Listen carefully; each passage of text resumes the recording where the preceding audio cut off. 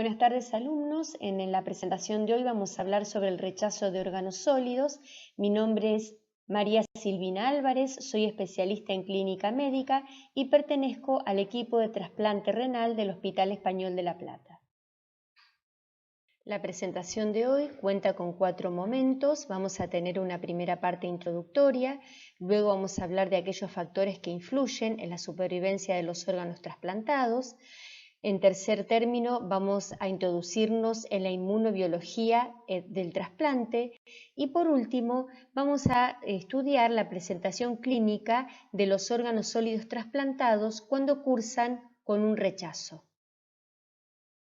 Pero antes de introducirnos en el tema de hoy, vamos a definir al trasplante como aquella acción que consiste en trasladar de un individuo de la misma u otra especie a otro una célula, tejido, órgano o parte de él.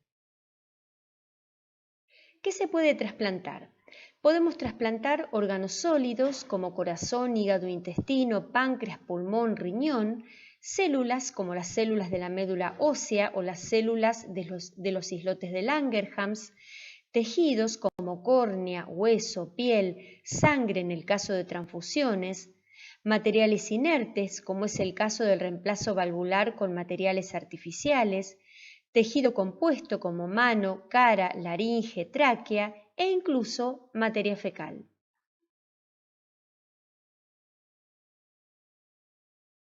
Cada vez que se produce un trasplante se genera un problema inmunológico que va a depender de lo que se trasplanta. En el caso de los órganos sólidos, durante el trasplante están ingresando al organismo del huésped células presentadoras de antígeno que expresan moléculas del complejo mayor de histocompatibilidad clase 2 y células endoteliales que expresan moléculas del complejo mayor de histocompatibilidad clase 1. Esto va a generar una respuesta inmunológica capaz de producir un rechazo hiperagudo, agudo o crónico. En cambio, en el caso de la médula ósea, estoy trasplantando todo el sistema inmunológico completo, por lo que acá el problema va a ser mucho mayor y a este le llamamos enfermedad del injerto contra el huésped.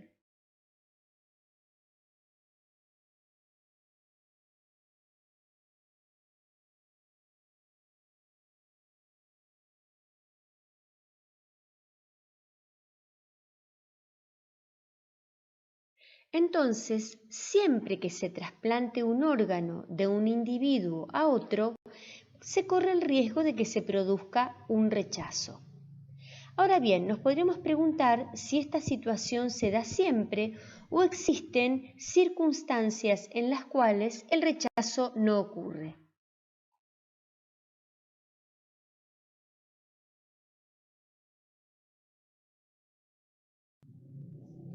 Respondiéndonos a la pregunta que nos hacíamos, vamos a ver que ocurren algunos tipos de trasplante, como es el caso del isotrasplante, que es entre gemelos homocigotas, o el autotrasplante, que consiste en el traslado de un fragmento de piel o hueso en el mismo individuo, que no van a generar rechazo porque no tenemos ningún problema inmunológico. Por el otro lado, los senoinjertos, así como los injertos de órganos artificiales, van a producir siempre un problema inmunológico al organismo del huésped y en estos dos últimos casos el rechazo va a estar siempre presente. El tipo de trasplante más frecuente y que usualmente genera una respuesta inmune por parte del huésped es el aloinjerto o alotrasplante y consiste en el trasplante de un órgano o tejido de un individuo a otro de la misma especie.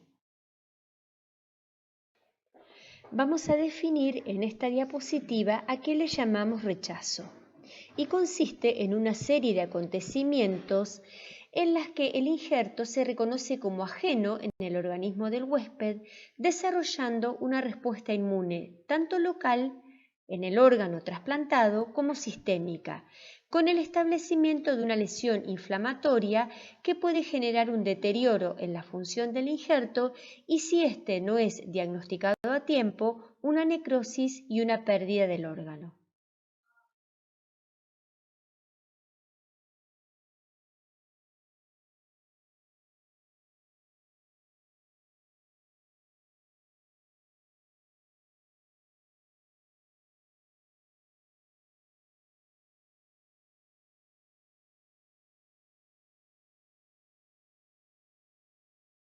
Por lo tanto, frente a un paciente que está trasplantado, yo tengo que tener siempre presente la posibilidad de que esté cursando un rechazo.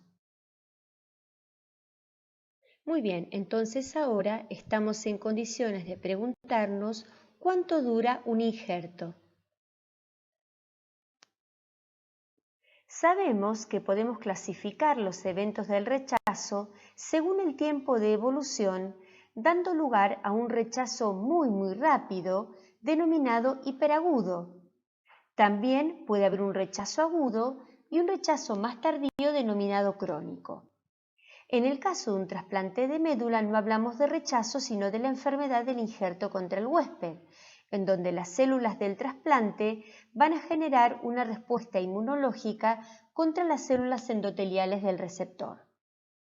Uno analiza esto y se pregunta por qué en algunos casos se produce un rechazo con una velocidad tan grande, como es el caso del rechazo hiperagudo, que puede ocurrir incluso dentro del acto quirúrgico. ¿Por qué se puede producir en algunos individuos un rechazo agudo? ¿Por qué otros nunca cursan con rechazo? Y nos preguntamos si la supervivencia del órgano tiene únicamente que ver con la compatibilidad entre el huésped y el donante, o existe algún otro tipo de factor que puede favorecer la supervivencia del órgano o puede empeorarla.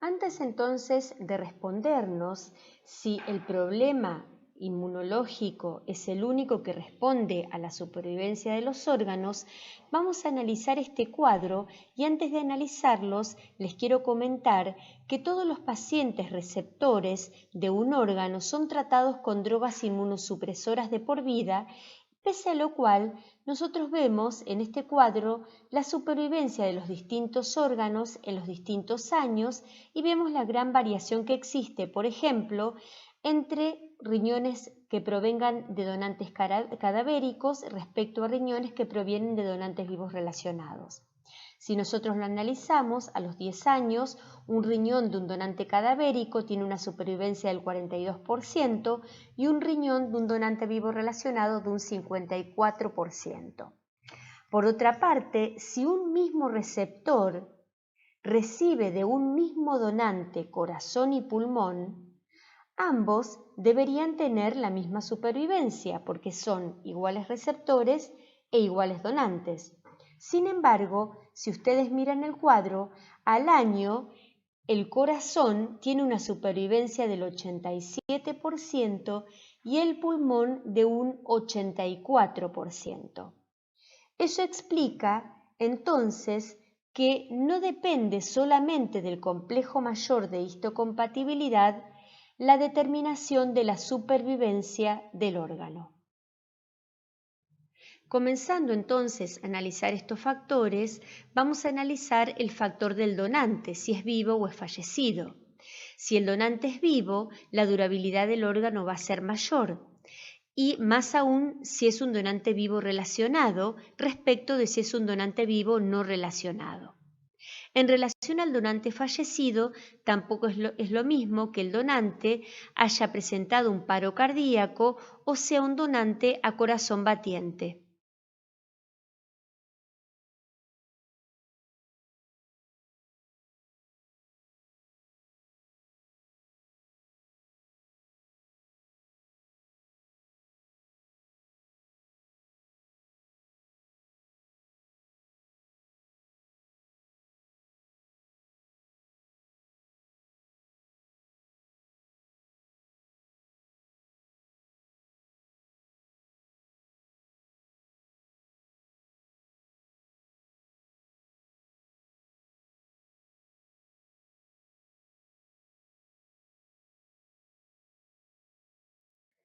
También existe la susceptibilidad de diferentes órganos sólidos al rechazo, y a eso le llamamos inmunogenicidad.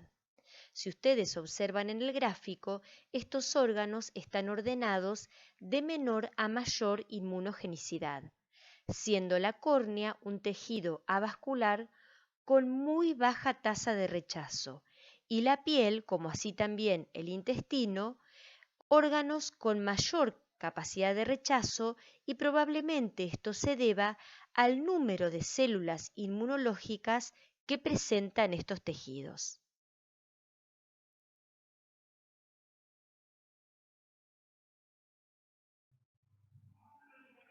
Además de la inmunogenicidad, un factor fundamental en la durabilidad del órgano es la paridad del complejo mayor de histocompatibilidad entre el donante y el receptor. Observamos en el gráfico los alelos que comparten el donante con el receptor, y si nosotros miramos, los que se observan son los del complejo mayor de histocompatibilidad clase 1, A y B, y clase 2, DR. Si se enfrentan los alelos de cada una de estas moléculas entre el donante y el receptor, a esto se lo denomina mismatch. Y cuando el mismatch es 6, que corresponde a la línea amarilla, significa que no existe ningún alelo que esté compartiéndose entre ambos. En cambio, cuando el mismatch es 0, hablamos de full house, y eso significa que entre el donante y el receptor se comparten los 6 alelos del complejo mayor de histocompatibilidad. Esto se puede observar en la línea negra, que es la que tiene mejor supervivencia.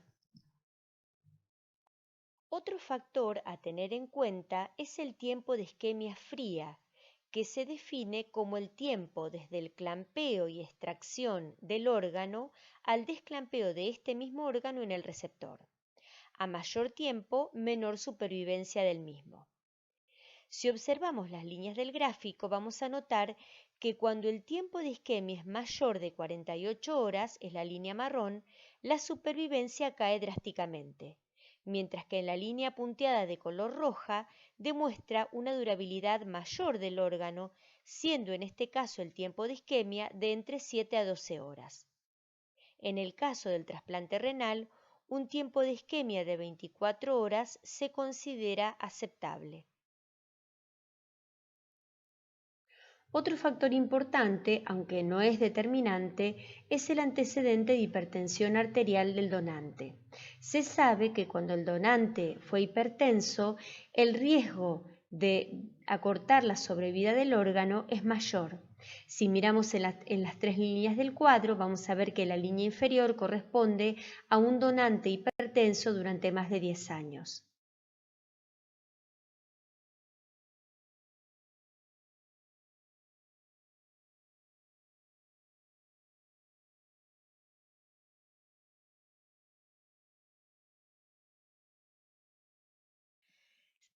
Si comparamos la sobrevida del paciente y del injerto en relación al tipo de donante, es decir, un donante con criterios estándar versus un donante con criterios expandidos, como por ejemplo un donante mayor de 60 años, diabético o hipertenso, podemos observar que hay una diferencia significativa en la supervivencia.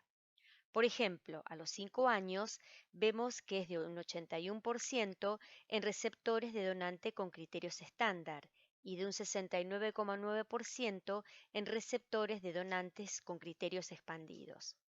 También es importante la diferencia respecto de la supervivencia del injerto, siendo del 65% en el primer caso y del 48,6% en el segundo. Otro factor que va a acortar la vida del órgano es la presencia o la aparición de anticuerpos contra el donante. A estos anticuerpos se los denomina de novo, ya que se originan luego del trasplante y ocurren a partir del contacto entre el injerto y el huésped. Estos anticuerpos van a disminuir la sobrevida del órgano y representan un factor de riesgo para la aparición de un rechazo humoral.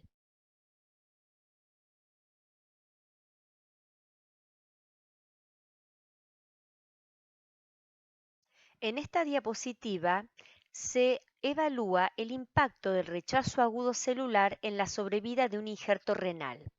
Y si ustedes miran, en el caso de un individuo que no ha sufrido ningún rechazo, la sobrevida a los 10 años es del 94%, mientras que en el caso de que haya existido un rechazo agudo precoz, la sobrevida del injerto a los 10 años es del 86% y cuando el rechazo es un rechazo agudo tardío, la sobrevida es del 45%.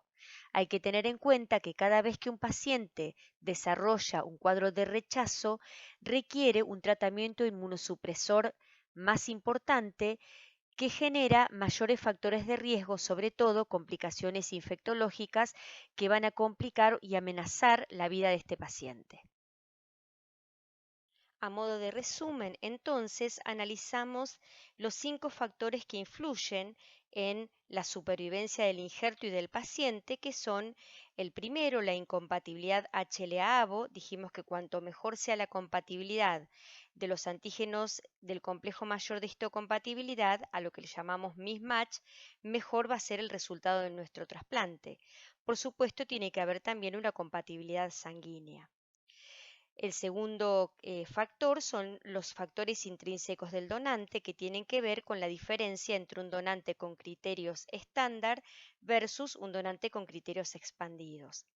Los factores intrínsecos del receptor, que se relacionan con la condición o la situación clínica en la que se encuentra el paciente que va a recibir un órgano. No es lo mismo un paciente, por ejemplo, que va a recibir un trasplante renal y lleva un año en hemodiálisis, que un paciente que lleva muchos más años y que tiene enfermedades concomitantes. Los eventos perioperatorios tienen que ver con el tiempo de isquemia. Dijimos que el tiempo de isquemia fría determinaba también la supervivencia del órgano. Y por último, la inmunosupresión. Y aquí es importante que se evalúe cuáles van a ser las drogas que se van a elegir, cuál va a ser la inducción, qué dosis vamos a utilizar, la adherencia del paciente al tratamiento instaurado, es decir, todos estos elementos, la sumatoria de todos estos elementos van a afectar el funcionamiento del órgano a corto, mediano y largo plazo. Muy bien, ahora vamos a pasar a nuestro tercer momento del teórico, en el cual vamos a repasar cómo se produce un rechazo y cuáles son los eventos inmunológicos que lo originan.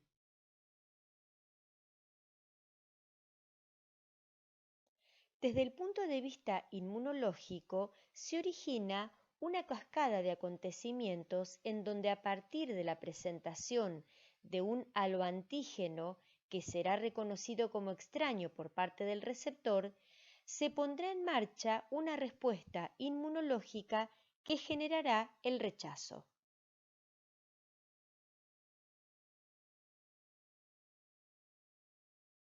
El rechazo se origina de una manera similar a la respuesta inmune adaptativa puesta en marcha contra un antígeno convencional como puede ser una bacteria o un virus.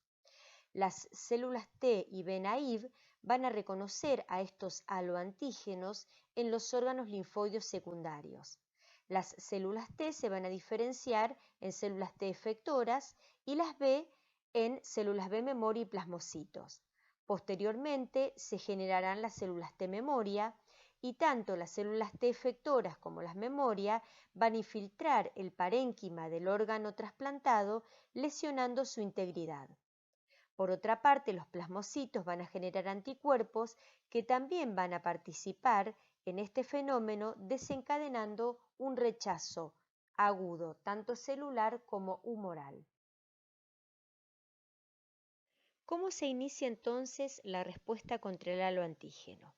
Nosotros acá en esta diapositiva lo que tenemos graficado es un trasplante de piel, en donde ingresan las células presentadoras de antígeno que van a infiltrar el tejido y van a migrar hacia el ganglio linfático, presentando sus péptidos a los linfocitos T que se encuentran en la zona de linfocitos T del mismo. Estos linfocitos T activados van a abandonar el ganglio linfático por los vasos eferentes y se van a dirigir hacia el conducto torácico y desde allí, por los vasos linfáticos, van a infiltrar al órgano recientemente trasplantado, atacándolo y destruyéndolo. Este sería el camino del rechazo en el caso de un haloantígeno.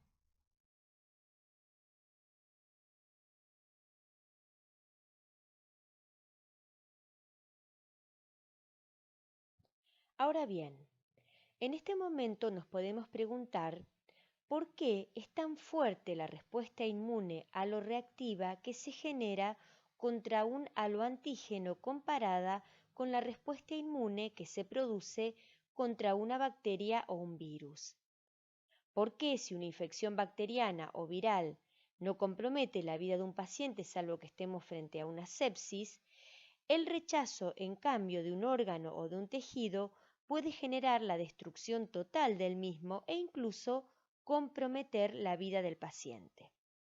Bueno, esto tiene una respuesta y es que la frecuencia de linfocitos T capaces de reconocer una molécula del complejo mayor de histocompatibilidad halogénica es de 100 a 1000 veces mayor que la frecuencia de linfocitos T específicos frente a un péptido microbiano. Es decir, la respuesta inmunológica aloreactiva es de 100 a 1000 veces mayor que la respuesta inmunológica contra un germen específico. La causa de que la frecuencia de linfocitos T específicos frente a moléculas aloreactivas es tanto mayor tiene que ver con la manera en que se activan los linfocitos T en un trasplante. Normalmente los linfocitos T naive, es decir, aquellos que por primera vez toman contacto con una molécula del complejo mayor de histocompatibilidad, van a ser activados en un trasplante de un órgano sólido mediante dos vías diferentes, a las que llamamos vías directa e indirecta. Si nosotros miramos bien el gráfico, en el caso de la vía directa, la célula presentadora de antígeno es la célula del donante, es la de color verde, porque cuando se produce un trasplante, estamos introduciendo junto con el órgano células presentadoras de antígeno del donante. Estas células van a presentar el complejo mayor de histocompatibilidad clase 2 más el péptido al linfocito TCD4. Pero el linfocito TCD4 no solamente se va a activar a partir de la célula presentadora de antígeno del donante, sino que también existe otra vía de activación a la que llamamos vía indirecta. Y esta se produce porque también las células presentadoras de antígeno del receptor van a procesar antígenos que provengan de los tejidos del órgano trasplantado y lo van a presentar junto con sus moléculas del complejo mayor de histocompatibilidad clase 2 al linfocito T CD4. Entonces, los linfocitos T CD4 van a activarse mediante dos vías y esto va a hacer que la cantidad de linfocitos T activados sea el doble de una activación normal. Es decir, la vía indirecta es la vía normal de activación frente a la aparición de un péptido microbiano, que va a ser fagocitado, procesado y presentado al linfocito T. En este caso, hay dos células que presentan antígenos, las células que provienen del donante y las células propias del receptor. Esto genera una gran respuesta inmunológica que tiene que ser corregida mediante drogas inmunosupresoras indispensables y que debemos utilizar durante toda la vida del paciente trasplantado, porque durante toda la vida este paciente va a tener riesgo de sufrir un rechazo. Acá les presento un esquema representativo del efecto de la inmunosupresión bloqueando la activación del sistema inmune, evitando un rechazo. Respecto del trasplante renal, abajo les puse que en la década del 60 la incidencia de rechazo en el primer año post-trasplante era del 80% y en la actualidad, gracias a los nuevos inmunosupresores, esta incidencia ha bajado al 15%.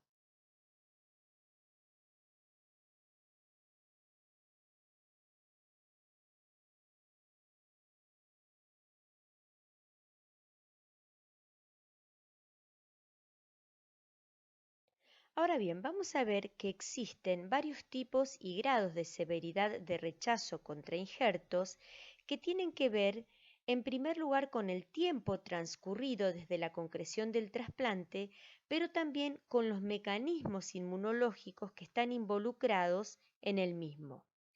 Y frente a esta situación vamos a ver que existen tres tipos de rechazos. El rechazo hiperagudo, que ocurre rápidamente posterior al trasplante, el rechazo agudo y el rechazo crónico. En esta diapositiva vemos los mecanismos implicados en los tres tipos de rechazo. En el caso del rechazo hiperagudo, el mecanismo fisiopatológico se produce a partir de la presencia de anticuerpos preformados que tiene el huésped y que van a reaccionar contra el injerto. Esos anticuerpos preformados, como lo dice la palabra, son anticuerpos que ya posee el paciente antes de ser trasplantado. ¿Y de dónde los tiene? Bueno, hay tres mecanismos por los cuales un paciente puede tenerlos, y son trasplantes de órganos previos, transfusiones sanguíneas o embarazos. Por eso es muy importante hacer un estudio previo antes del trasplante para determinar el porcentaje de anticuerpos que tiene el paciente, y si este paciente tiene un porcentaje muy alto, hablamos de hipersensibilizado y entonces no está apto para recibir un injerto. Hay que tener en cuenta que cuando se produce un rechazo hiperagudo hay una activación del complemento con lesión endotelial, inflamación y trombosis de los capilares que genera un rechazo hiperagudo con el único tratamiento que es la extracción del órgano. En el caso de un rechazo agudo, los mecanismos implicados son los que expliqué anteriormente, es decir, la presentación del haloantígeno a los linfocitos T mediados por células presentadoras de antígenos, tanto del receptor como del huésped. Se va a producir una lesión de las células parenquimatosas con inflamación intersticial y los mediadores son el linfocitos T, los macrófagos, las células natural killer, las citoquinas y por supuesto los haloanticuerpos. En el caso de un rechazo crónico, el mecanismo implicado es un mecanismo inmunológico mediado también por linfocitos T, macrófagos, citoquinas y haloanticuerpos, pero también existen mecanismos no inmunológicos que más adelante voy a explicar, y se genera un daño crónico del órgano. Hay una reacción de hipersensibilidad crónica con engrosamiento de la pared del vaso, producida por proliferación de las células musculares lisas de la íntima, con oclusión vascular y degeneración progresiva del órgano. Abajo les puse los tiempos de presentación del rechazo. Es cierto que el rechazo hiperagudo ocurre, incluso puede ocurrir dentro del mismo acto quirúrgico o dentro de la primera semana del del trasplante. Respecto de un rechazo agudo, este puede ocurrir dentro de las primeras semanas del trasplante, pero también podemos observar un rechazo agudo en un paciente que lleva años de trasplante, es decir, un rechazo agudo en el contexto de un daño crónico del órgano. Esto también ocurre.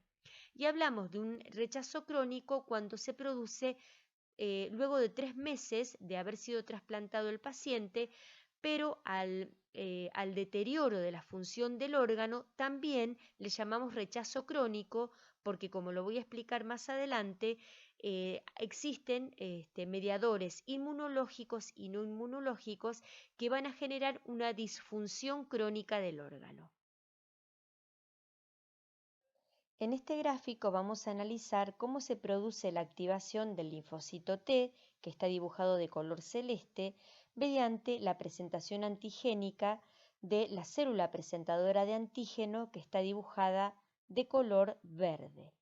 Vamos a ver que este mecanismo comienza a partir de una serie de eventos en los cuales la célula dendrítica presenta al linfocito TCD4 el complejo HLA péptido. Recuerden que la célula dendrítica contiene como molécula del complejo mayor de histocompatibilidad clase 2, por eso es que el linfocito T es CD4.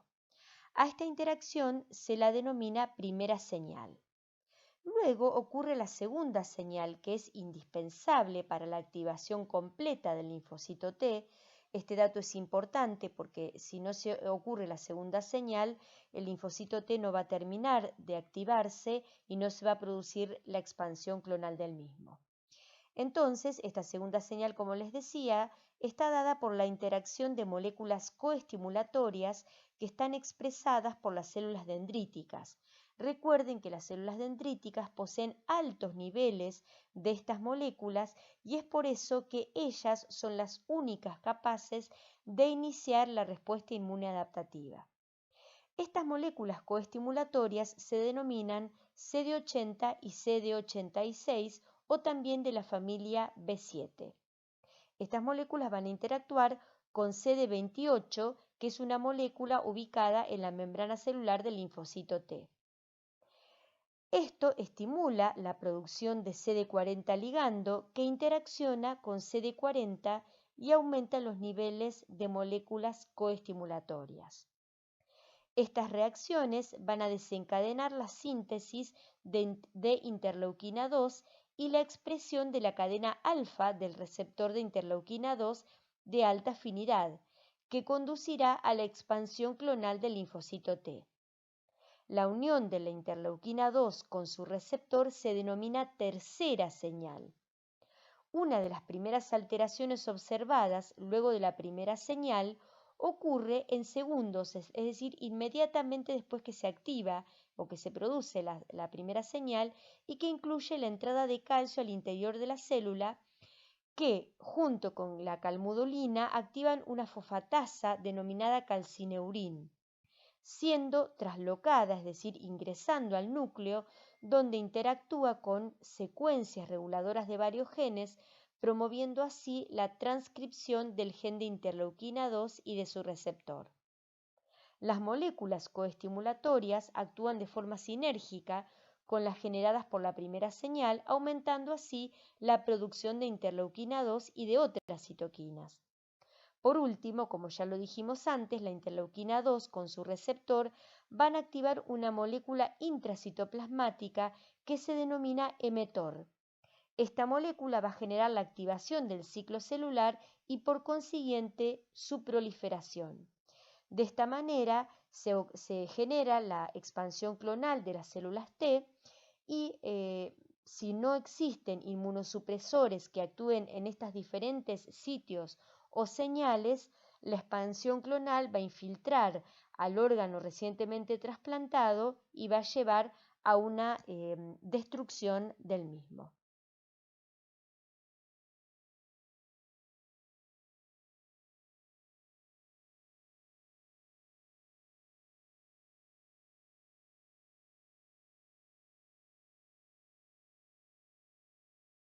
Ahora sí vamos a pasar a la última parte de nuestro teórico, en donde vamos a analizar la presentación clínica de los distintos órganos trasplantados que cursan con un rechazo.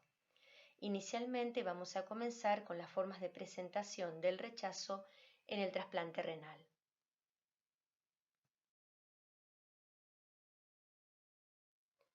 En esta diapositiva lo que quise mostrarles es que para nosotros es muy importante tener en cuenta que un paciente trasplantado, al iniciar un tratamiento inmunosupresor de por vida, se va a transformar en un paciente inmunosuprimido. Por lo tanto, tiene una alta probabilidad de sufrir infecciones, ya sea por activación de virus propios, como por ejemplo el CMV o el virus BK, o también por microorganismos del medio ambiente.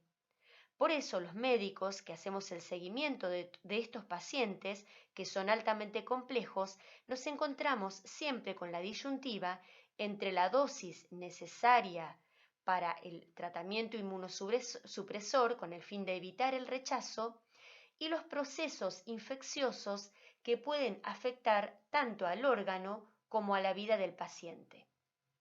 Entonces, por ejemplo, un paciente séptico va a requerir una dosis mínima de inmunosupresor e incluso la suspensión de los mismos, corriendo el riesgo de sufrir un rechazo.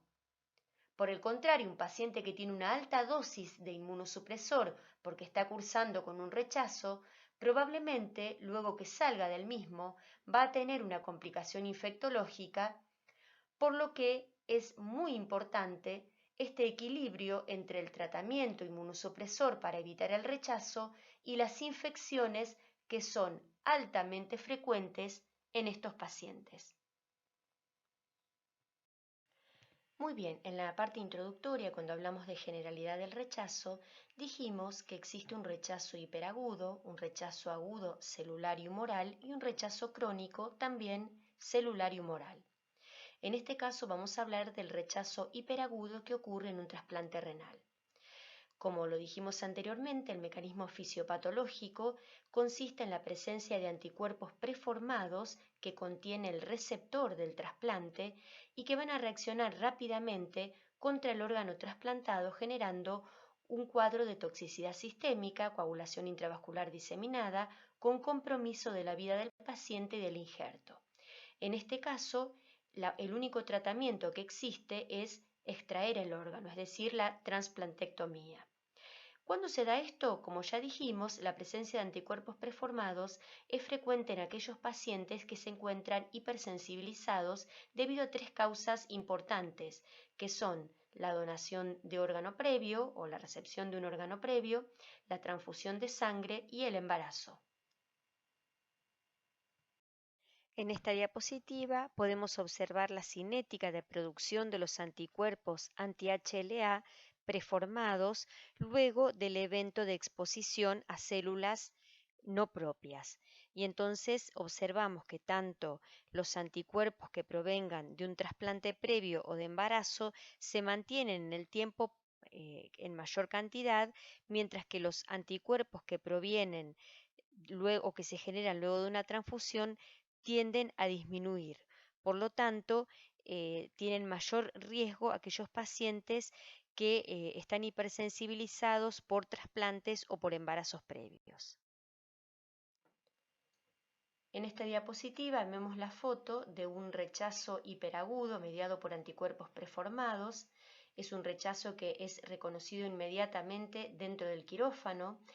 Se observa un riñón cianótico, edematoso, flácido y por supuesto no funcionante, y el único tratamiento es la extirpación del órgano porque no tiene utilidad del mismo, ha perdido su función. Muy bien, entonces, ¿cómo podemos evitar un rechazo hiperagudo? Bueno, acá tenemos tres pasos. El primero es trasplantar a pacientes sabo-compatibles, es decir, que existe una compatibilidad sanguínea. El segundo paso es la realización del cross-match, que es un estudio que se realiza durante el operativo del trasplante, en el cual se enfrenta el suero del donante con el del receptor para determinar si existen anticuerpos del receptor preformados que puedan afectar al donante. En el caso de que el cross-match sea positivo, el proceso se interrumpe porque si este proceso continúa, el camino es el rechazo hiperagudo. Y por último, es importante tener en cuenta evitar al máximo las transfusiones de sangre en pacientes que se encuentran en lista de espera para un trasplante renal. Y esto es por lo anterior. Evitamos el contacto de la sangre del probable receptor con otro individuo y evitamos la formación de anticuerpos preformados que son aquellos generadores del rechazo hiperagudo.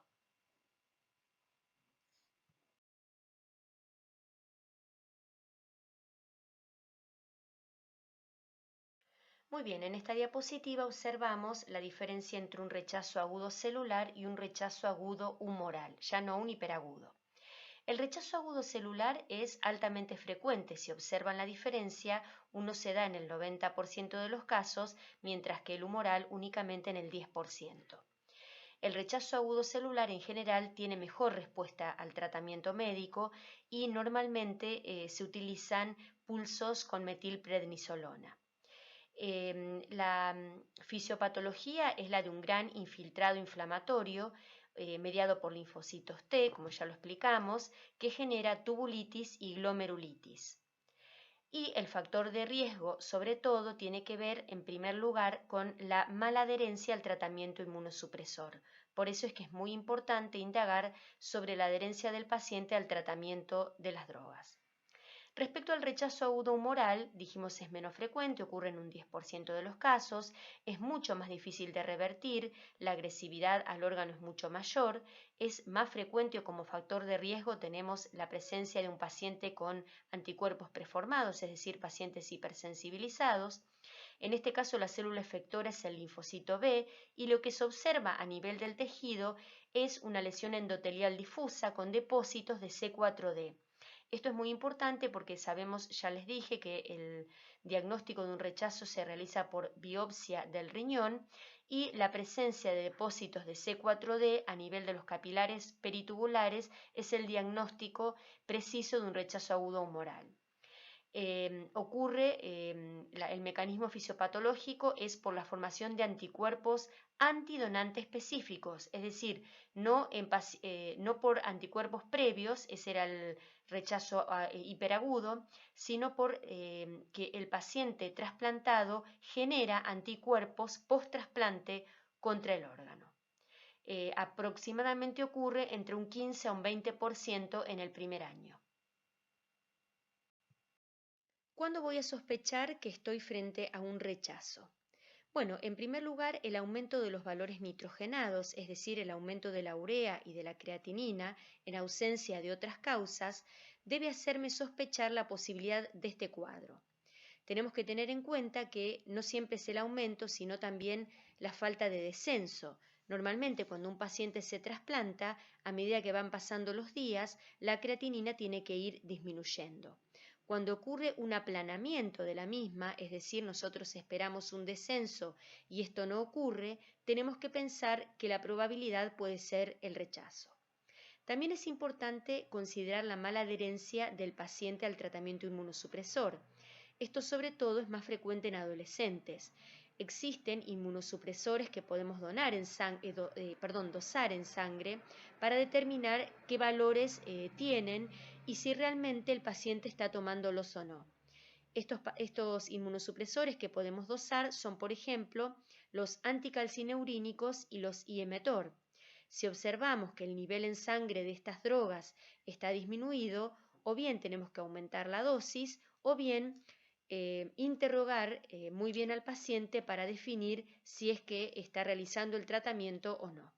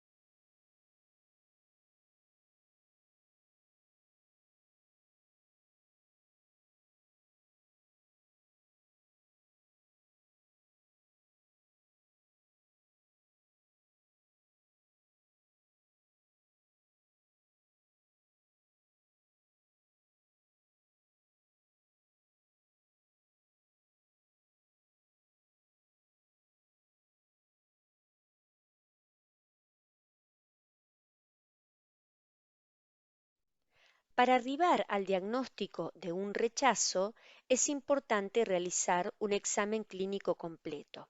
Lo primero, que ya lo dijimos, es repetir la determinación de creatinina y urea y buscar otras anormalidades en el laboratorio. Entonces, por ejemplo, puedo encontrar aumento de los glóbulos blancos o un sedimento urinario patológico y pensar que la causa que está produciendo mi alteración de los valores nitrogenados es una infección urinaria. También determinar si existen signos sintomatologías de hipovolemia, si el paciente está deshidratado o subhidratado, y entonces esta también puede ser la causa, como decíamos anteriormente. La presencia de una infección sistémica, un paciente séptico, o bien el hecho de que existan drogas, como lo dijimos anteriormente, que son nefrotóxicas y son indispensables para el tratamiento inmunosupresor y que a lo mejor están en dosajes altos y entonces al disminuir la dosis de estas drogas mejora el funcionamiento renal. Es decir, es muy importante realizar un examen clínico completo con determinación de un laboratorio que me permita estudiar qué otros elementos tengo para orientarme hacia el diagnóstico. Por supuesto es importante los estudios por imágenes y dentro de los estudios por imágenes la ecografía Doppler del injerto es fundamental porque me permite hacer diagnóstico del flujo renal, es decir, si existe alguna obstrucción de la arteria renal, una trombosis o un hipoflujo, que lo voy a observar como un aumento en el índice de resistencia de la arteria renal o de las arterias periféricas. Si luego de haber hecho un estudio completo del paciente he descartado otras causas de insuficiencia renal y sospecho que el paciente está cursando con un rechazo, debo realizar una biopsia renal. La punción biopsia renal me permite realizar un diagnóstico definitivo de esta patología. Y los estudios que se realizan en un tejido biopsiado son la microscopía óptica y la inmunohistoquímica con inmunomarcación para determinar si existe la presencia de C4D que me permite hacer el diagnóstico definitivo de un rechazo humoral. También puedo determinar o estudiar la presencia de anticuerpos antidonante específicos que, como dije anteriormente, son la causa de un rechazo agudo humoral. En esta diapositiva podemos observar cómo se ve un infiltrado intersticial en una biopsia en donde hay edema y tubulitis y endotelitis. Observamos que en la tubulitis existen células mononucleares que invaden túbulos y también se insinúan entre las células epiteliales tubulares. La endotelitis es una infiltración de células mononucleares bajo el endotelio arteriolar. Aquí podemos observar la patología del rechazo agudo humoral, en donde se ve el depósito de C4D en capilares peritubulares. Recuerden siempre que el rechazo agudo humoral es más frecuente en pacientes hipersensibilizados y la causa es la aparición de anticuerpos de novo contra los donantes o contra el órgano donado. El tratamiento de un rechazo agudo celular está dado por la utilización de corticoides en altas dosis. Recordemos que el corticoide lo que hace es inhibir la liberación de interleuquina 1 e interleuquina 6, bloqueando la primera señal, por lo tanto impidiendo la activación del linfocito T, ya que inhibe la síntesis de la interleuquina 2. Este mecanismo de acción lo que hace es frenar la actividad del rechazo.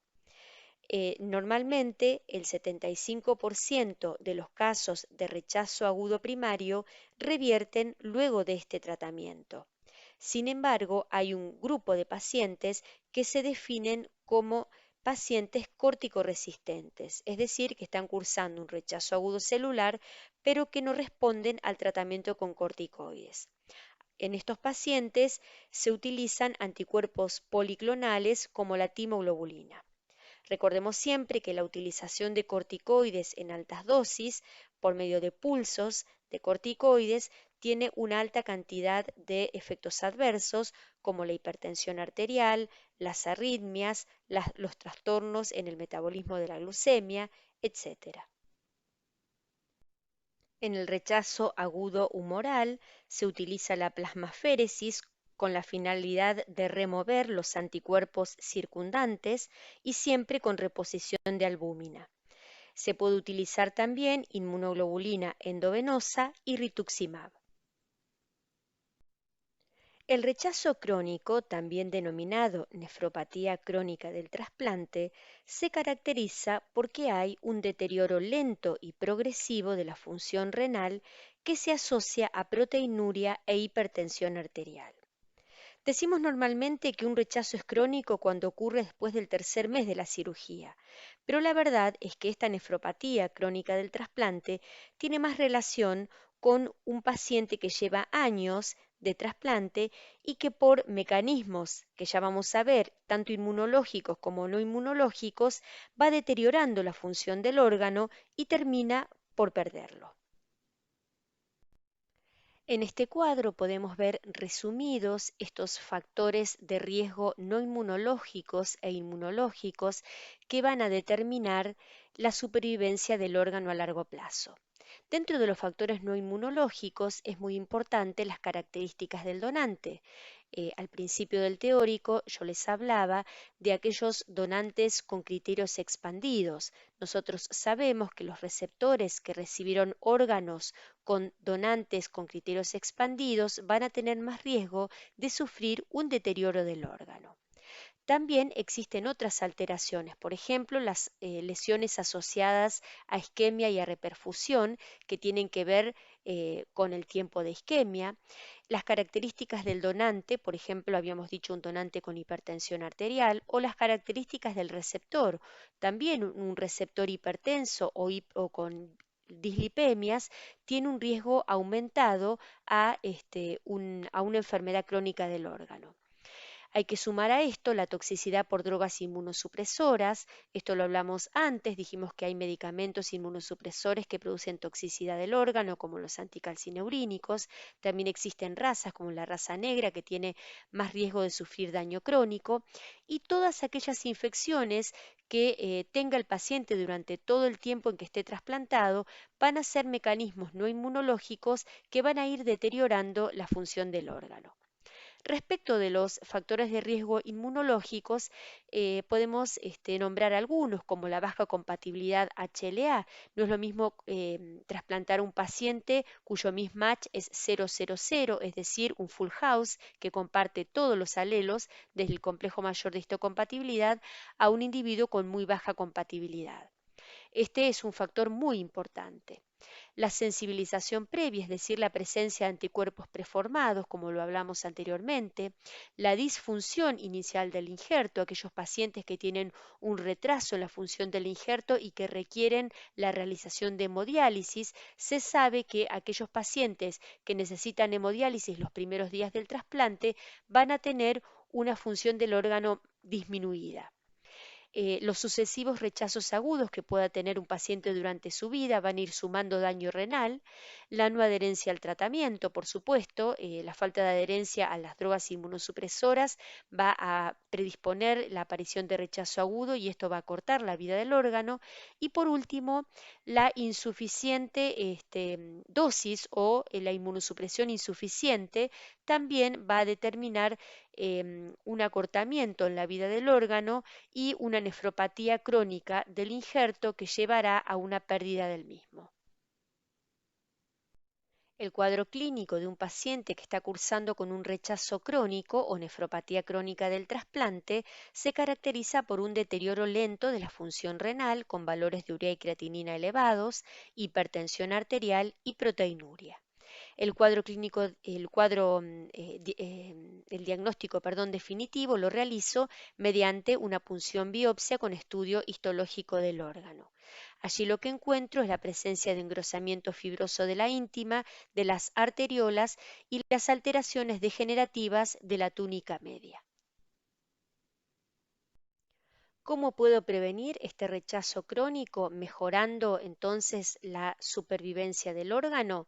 Bueno, disminuyendo los factores de riesgo de los que hablábamos. Entonces, trasplantar con buena compatibilidad es un elemento esencial, como así también la correcta elección del inmunosupresor que requiera mi paciente. Recordemos que tenemos una gran variación de inmunosupresores y que normalmente la elección del mismo tiene que ser de acuerdo a las características clínicas de mi paciente.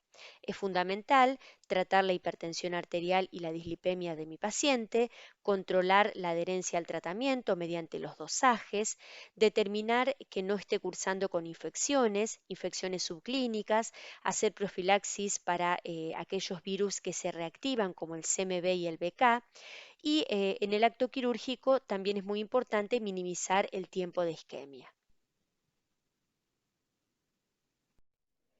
En el trasplante renopáncreas también puedo tener un cuadro de rechazo agudo y se pone de manifiesto en primer lugar por una disfunción renal que se caracteriza por el aumento de los valores nitrogenados.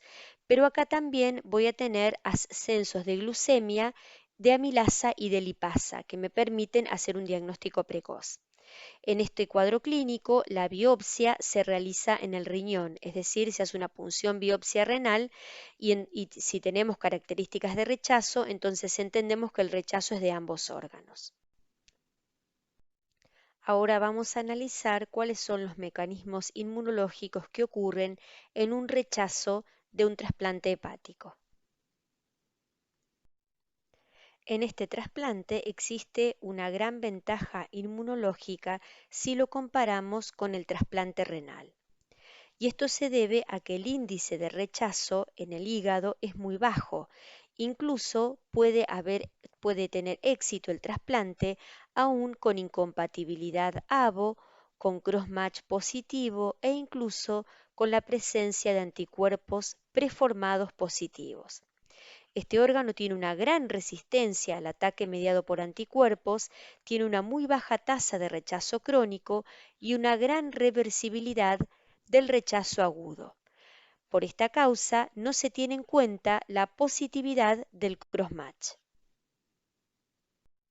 En el trasplante hepático también tenemos un rechazo hiperagudo, agudo y crónico o ductopénico. En el rechazo hiperagudo, que es raro, ocurre en menos del 1% de los casos, se ha observado que el 25% de estos ocurre en los casos de incompatibilidad ABO. Ocurre en los primeros minutos u horas del trasplante y se han observado presencia de anticuerpos citotóxicos preformados. Respecto del cuadro clínico, es el semejante a un fallo primario del órgano con encefalopatía hepática y con trastornos de la coagulación. El cuadro clínico es irreversible, no responde a ningún tipo de tratamiento y se requiere la extirpación del órgano y el retrasplante. Respecto del rechazo agudo, ocurre en el 50% de los casos, pero presenta muy buena respuesta al tratamiento. Muchas veces los síntomas son escasos. Es más frecuente en pacientes que han tenido que recibir trasplante hepático a causa de enfermedades autoinmunes, es decir, una hepatitis autoinmune, por ejemplo, o una cirrosis biliar primaria, o bien en aquellos pacientes que han tenido hepatitis fulminantes víricas. El cuadro clínico es inespecífico, como les decía, con una hiperbilirrubinemia, puede haber fiebre, algún síndrome colestásico con aumento de FAL y gamma GT, y siempre hay que hacer diagnóstico diferencial con problemas isquémicos, patologías biliares o toxicidad por fármacos. El diagnóstico de certeza, al igual que en el caso del rechazo renal, es la biopsia hepática y el tratamiento en los casos leves es únicamente aumentando la dosis del inmunosupresor que toma el paciente. Cuando el rechazo agudo es más importante, se requieren bolos de corticoides. Respecto del rechazo crónico o ductopénico, este ocurre a partir del tercer mes del posttrasplante, pero al igual que el rechazo crónico del riñón, puede ocurrir durante toda la vida del órgano.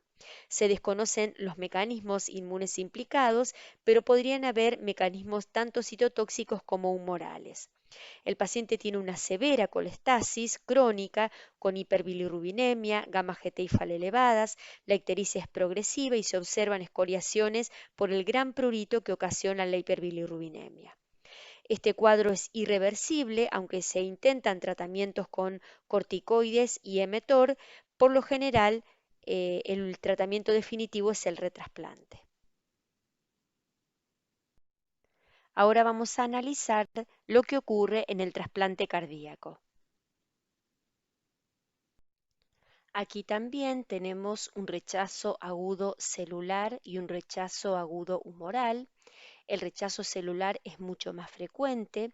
El 85% de los casos ocurre de manera asintomática, es decir, no hay disfunción del ventrículo izquierdo. Y esta es la causa por la cual se realizan en todos los pacientes trasplantados biopsias endomiocárdicas durante todo el primer año del trasplante. Ahí les escribí cómo es el protocolo para la realización de las biopsias endomiocárdicas. Fíjense que en el primer mes se realizan biopsias semanales, en el segundo mes se realizan biopsias cada 15 días, entre el cuarto y quinto mes las biopsias son mensuales y luego cada 3 meses. ¿Qué es lo que se busca en estas biopsias? Justamente la aparición de un rechazo agudo asintomático para poder tratarlo.